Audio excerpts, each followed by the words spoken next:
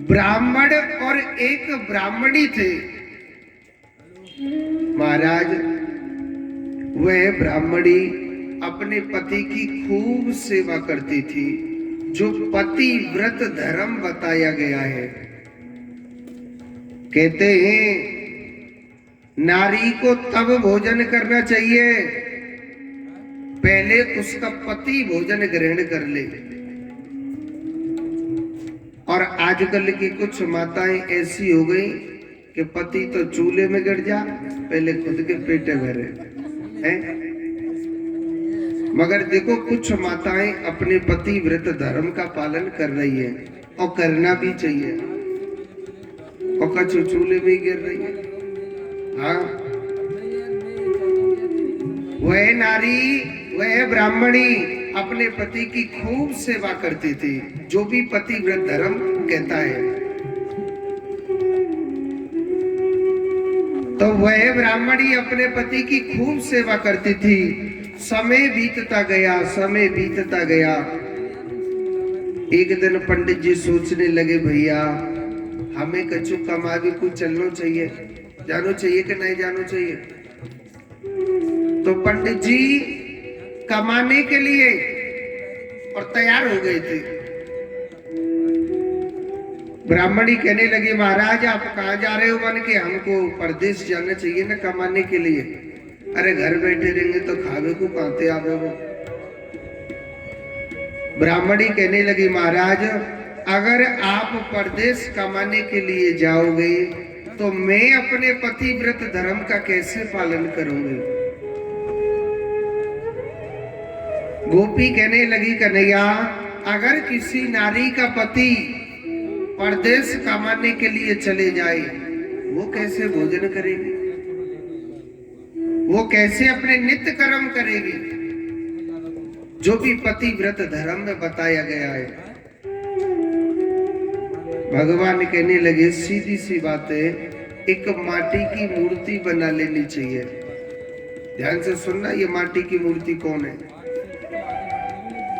अगर किसी नारी का पति परदेश कमाने के लिए चले जाता है, उस नारी को एक माटी की मूर्ति बना लेनी चाहिए। उसे स्नान करा के स्नान कर लो, उसका भोग लगा करके भोजन कर लो। और सुनो, वह ब्राह्मणी ऐसा ही करती थी। समय बीतता गया, समय बीतता गया। ब्राह्मणी उस माटी की मूर्ति की सेवा करती थी। एक दिन क्या होता है, असली पति जब परदेश से कमा के आया, परदेश से जब कमा के आया था, तो वो दरवाजा खटखटाने लग रहा है कि दरवाजा खोलो। और सुनो, वह ब्राह्मणी उस माटी की मूर्ति का भोग लगा रही थी। शास्त्रों में कहते हैं भजन और भोजन एकांत में किया जाता है, और भोजन करने लग जाए या भजन करने लग जाए तो बीच में खड़ा नहीं होना चाहिए। अब वह ब्राह्मणी उस माटी की मूर्ति का भोग लगा रही। अगर भोग लगाना छोड़े तो उसका पति व्रत धर्म नष्ट हो रहा है, और इधर असली पति दरवाजा खटखटा रहा है। अगर उसकी आज्ञा का पालन नहीं करे तो भी उसका धर्म नष्ट हो रहा है। गोपी कहने लगी, कान्हा हे केशव, अब आप बताइए वह ब्राह्मणी क्या करे? अगर भोग लगाना छोड़े तो भी उसका पति व्रत धर्म नष्ट हो रहा है, और इधर पति की आज्ञा का पालन नहीं करे, दरवाजा नहीं खोले तो भी उसका धर्म नष्ट हो रहा है। भगवान कहने लगे, सीधी सी बात है, जब असली पति आएगा ना दरवाजे पे, तो दरवाजा खोल देना चाहिए, दरवाजा। तो गोपी कहने लगी, कान्हा अच्छा हुआ जो आपने इंसाफ कर दिया। भगवान कहने लगा, मैं कुछ समझा नहीं हूं। गोपी कहने लगी, कान्हा आप ही तो कहते हैं ये सब दुनिया माटी की ही मूर्ति है। हे गोपाल, इन माटी की मूर्तियों की हमने खूब सेवा करी है। हे केशव, असली पति महाराज, जब आप हमारे सामने आ चुके तो संसार की मूर्तियों को छोड़ दिया केशव। हम तुम सब माटी की ही मूर्ति है। गले में वरमाला पहना दे, इसका नाम पति नहीं है। जो प्रजा का पालन पोषण करता है, हमारे सदैव सदैव हमारे जीवन में साथ देता है, वही सबसे बड़ा पति होता है। हे केशव, आप हमारे सामने आए तो गोविंद हम कैसे आपको छोड़ दें। हे केशव, हमारे प्राण धन जीवन सब कुछ सर्वस्व आपो प्रभु। यानी गोपियों ने मेरे कन्हैया को प्रेम के बंधन में बांध लिया था।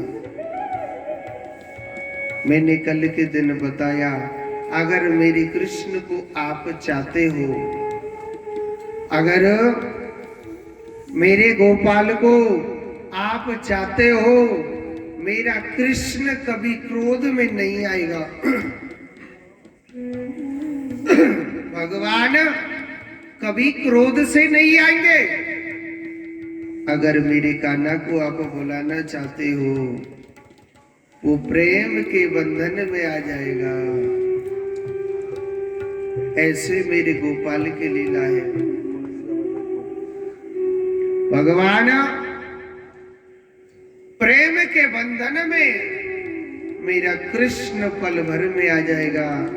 आज मेरी कान्हा ने ऐसी सुंदर बांसुरी बजाई, ऐसी सुंदर बांसुरी बजाई कि सभी गोपियां नाचने लग रही है। सभी गोपियां नाचने लग रही है। ये ऐसा सुंदर महारास है, इसमें किशोरी राधा रानी भी आई है, ललिता सखी, विशाखा सखी, सभी सखियां एकत्रित हैं। वृंदावन धाम, एक बात बोलता हूं मैं आपको, वृंदावन बड़ी पवित्र भूमि है। जो वृंदावन है वो कोई धाम नहीं, आप धाम समझ रहे हो। वृंदावन कोई धाम नहीं है, अगर आप धाम समझ रहे हो। वृंदावन एक ऐसी भूमि है, मेरे कृष्ण की ऐसी भूमि है, वो एक प्रेम नगरी है। वहां का हर पत्ता पत्ता एक ही बात कहता है, हे कान्हा, चाहे मुझे वृंदावन का मोर बनाना, चाहे कुत्ता बनाना, चाहे बिल्ली बनाना, मुझे वृंदावन का बनाना, क्योंकि वृंदावन एक ऐसी पवित्र भूमि है। सुनो, एक दिन मुक्ति देवी कहने लगी कि मुक्ति कहे गोपाल से, भैया इधर मत चढ़ाओ, इधर की साइड में चढ़ाओ, क्योंकि आगे कैमरा लगा हुआ है।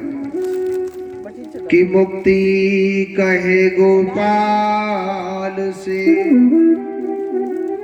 हरने को मेरी मुक्ति बता। मुक्ति देवी कहने लगी, हे कान्हा, तेरे वृंदावन में लाखों लोग रोज आते हैं। कान्हा, तेरे वृंदावन में लाखों लोग रोज आते हैं, मगर मेरी भी तो मुक्ति बता। क्या नाम है? जुमा देवी। जुमा देवी के 11 रुपए लिख दो। मुक्ति देवी कहने लगी, हे कान्हा, तेरे वृंदावन में न जाने कितने लाखों लोग आते हैं रोज। कान्हा, इधर लिखाओ पैसे जो भी लिखा रहे इनको। हाँ, कान्हा, तेरे वृंदावन में लाखों लोग रोज आते हैं, मैं सबको मुक्ति देती हूँ। हे कन्हैया, मेरी भी तो मुक्ति बता, मेरी मुक्ति कैसे होगी? तो भगवान कहने लगे कि पड़ी रहो जागेल में, जहाँ साधु संत चले आए, उड़ उड़ रज मस्तक लगे, मुक्ति भी मुक्त हो जा। वृंदावन की जो माटी है ना, वो बड़ी पवित्र बताई गई है। वृंदावन की जो माटी है वो बड़ी पवित्र बताई गई है, वो बड़ी पवित्र बताई गई है। वृंदावन की जो माटी है, जो वृंदावन गया और जाने वृंदावन की माटी अपने मस्तक पर नहीं डाली, समझ लीजो वृंदावन जाने का कोई भी फल नहीं है। वृंदावन की माटी बड़ी पवित्र है। आप सोच करके सोचो, स्वयं जो भगवान है, त्रिलोकपति मालिक है, वृंदावन की माटी को उसने खाया था, वो कितनी सुंदर माटी होगी। जो तीनों लोगों का मालिक है, कभी भगवान ने किसी भी भक्ति में माटी खाई का है? मगर वृंदावन की माटी इतनी पवित्र है कि कन्हैया ने उस माटी को भोग लगाया था।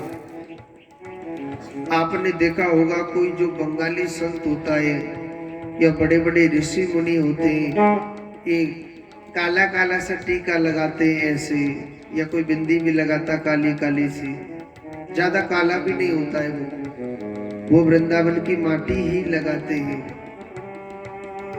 कहिए ना एक भजन में, कान्हा मुझे ब्रज का चाहे मोर बनाना, चाहे कुत्ता बनाना, चाहे बिल्ली बनाना, मगर मुझे बनाना वृंदावन का, क्योंकि वहां पर डाल डाल पर बात बात पर श्री राधे राधे होती रहती है। वृंदावन का पत्ता पत्ता राधे राधे बोलता है। चाहे कितना भी बड़ा पापी आ जाए, चाहे कोई भी आ जाए, मगर मुख से क्या शब्द है? राधे राधे राधे राधे राधे राधे, ऐसे बोलता रहता है। बोलिए श्री राधा रानी की जय, बोलिए वृंदावन बिहारी लाल की। पत्ता पत्ता श्याम बोलता, ये पत्ता पत्ता श्याम बोलता, ये भी बोलता राधा नाम की, राधा नाम की लगाई फुलवारी के पत्ता पत्ता श्याम बोलता, राधा नाम की लगाई फुलवारी के पत्ता पत्ता श्याम बोलता, के पत्ता पत्ता श्याम बोलता, के पत्ता पत्ता श्याम बोलता, भाई की पत्ता पत्ता श्याम बोलता, के पत्ता पत्ता श्याम बोलता, राधा नाम की ताली बजा के, राधा नाम की लगाई फुलवारी के पत्ता पत्ता श्याम बोलता, राधा नाम की लगाई फुलवारी के पत्ता पत्ता श्याम बोलता। जोर से ताली बजा लो, हरि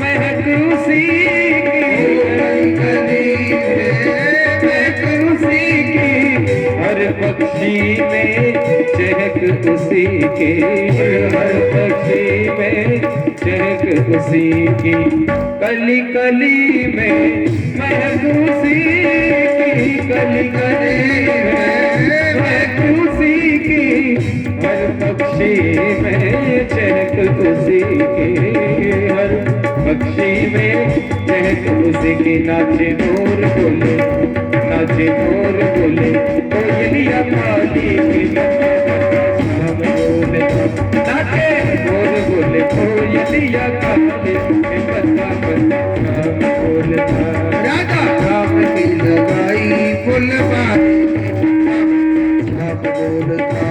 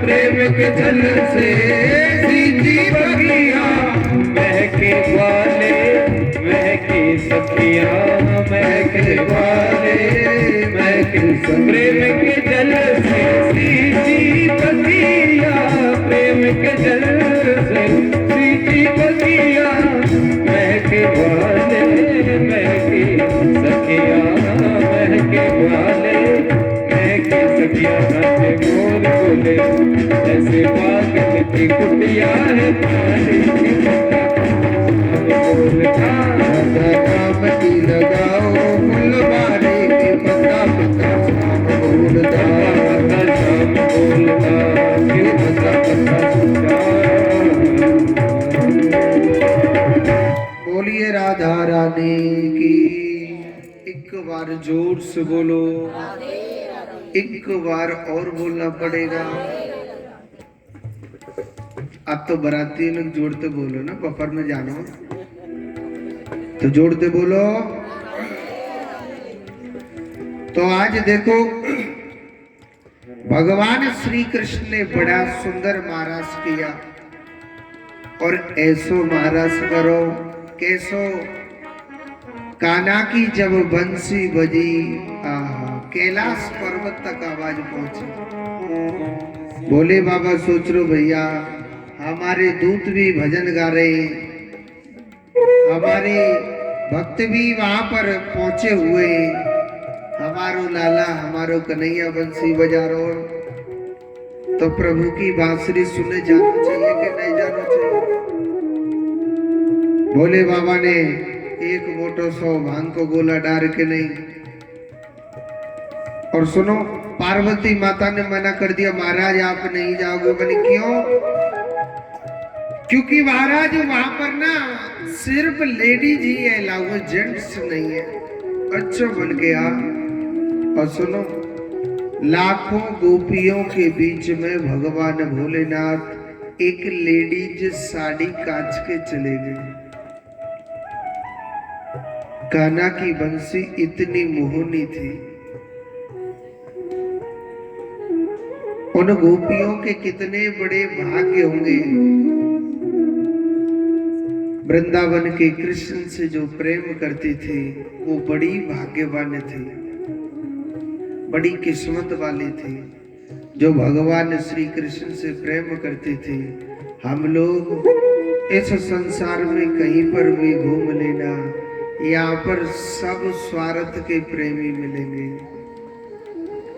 मगर मेरा जो कन्हैया है, मेरा जो गोपाल है, वो कभी स्वार्थ का नहीं है। मेरा कृष्ण जो गोपी मेरे कान्हा से बड़ा प्रेम करती थी, भगवान ने 6 महीने की रात बना दी थी मेरे कन्हैया ने। भगवान भोलेनाथ सभी भक्त वहां पर नृत्य किया था। ऐसा सुंदर महाराष्ट्र का प्रसंग है। आगे की कथा बड़ी सुंदर आती है। भगवान श्री कृष्ण मैया जसोदा के पास रहते रहते 11 वर्ष 55 दिन के होने को जा रहे। 55वें दिन राजा कंस सोचने लगा, भाई मैं कन्हैया को मारने के लिए जिस दूत को भेजता हूं, कृष्ण के पास ऐसा कौन सा हथियार है जो मेरे हर दूत को मार देता है। नारद जी ने बताया, उसके पास कोई हथियार नहीं है। वो पूरा काला काला है, काले काले उसके बाल हैं और बांसुरी का बजाने वाला है। तो राजा कंस ने अक्रूर जी महाराज को वृंदावन के लिए भेजा था कि आप जाओ, मैया जसोदा के पुत्र कृष्ण बलराम को यहाँ लेकर के आओ और हम उसको नहीं यही मार देंगे, हम उसको यही मार देंगे। आप जाइए, मैया जसोदा के पुत्र कृष्ण बलराम को लेकर के आओ। तो मैया जसोदा के पुत्र कृष्ण बलराम को लेने के लिए अक्रूर जी जा रहे हैं। सबसे पहले अक्रूर जी महाराज ने वृंदावन की माटी में स्नान किया था, क्योंकि वृंदावन जाने का फल तभी मिलता है सबसे पहले ब्रज रज अपने मस्तक पर डालो। वृंदावन की माटी बड़ी प्यारी है। ब्रज रज उन्होंने अपने मस्तक पर डाली। ऐसी सुंदर मेरे प्रभु की लीला, ऐसी प्यारी मेरे प्रभु की लीला। ब्रज रज अपने मस्तक पर लगाई। मैया जसोदा के घर पर पहुंचे। आप जानते हो, कोई घर में कोई नाते रिश्तेदार आता है तो खूब सेवा करते कि नहीं करते?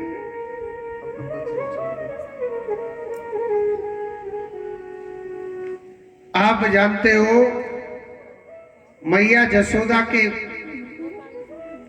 भगवान को तो मालूम था यहाँ किस लिए आए अक्रूर जी।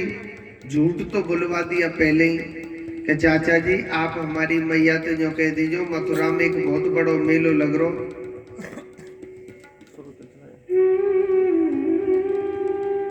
तो आप ये कह देना। नंद बाबा कहने लगा कि आपको मथुरा में कैसे आगमन भयो? उन्होंने कहा कि मैं अपने पुत्र कृष्ण को, आपके पुत्र कृष्ण को लेने के लिए आया हूं। अच्छा महाराज, तो देखो नंद बाबा को जब बताया कि मैं आपके पुत्र को लेने के लिए आया हूं, नंद बाबा के दिल में एकदम धक्का सा लग गया था। नंद बाबा के हृदय पर एकदम धक्का सा लग गया था। नंद बाबा मना करने लगा कि मैं अपने पुत्र कृष्ण को नहीं मथुरा के लिए भेजूंगा।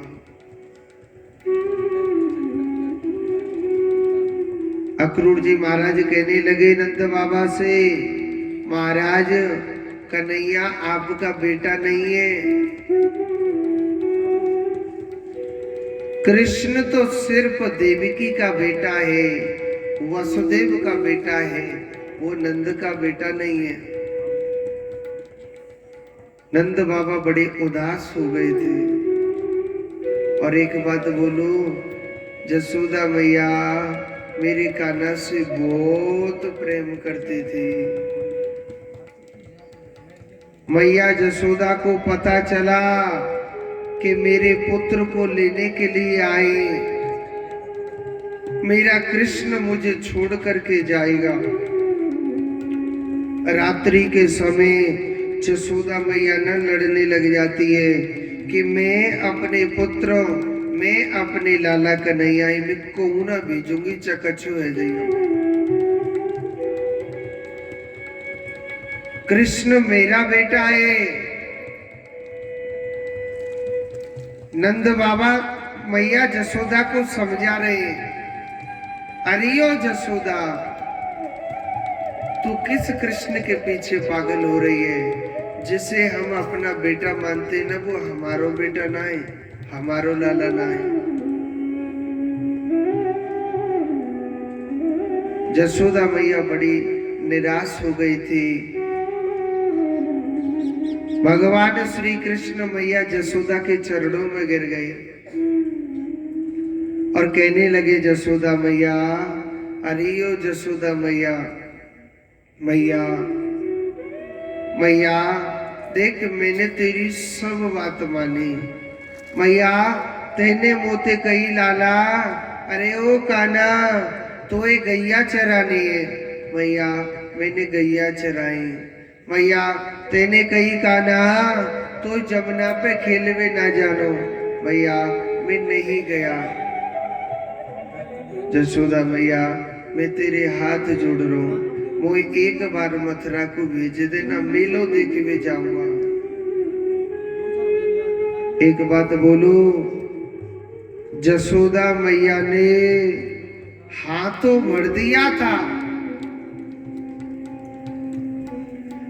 दुनिया रात में बैठी बैठी सोने लग रही है, रात्रि में दुनिया लेट करके सोने लग रही है, और मैया जसोदा रात में बैठी बैठी रो रही थी। चंद्रमा से कहने लगी, अरे ओ चंद्रमा,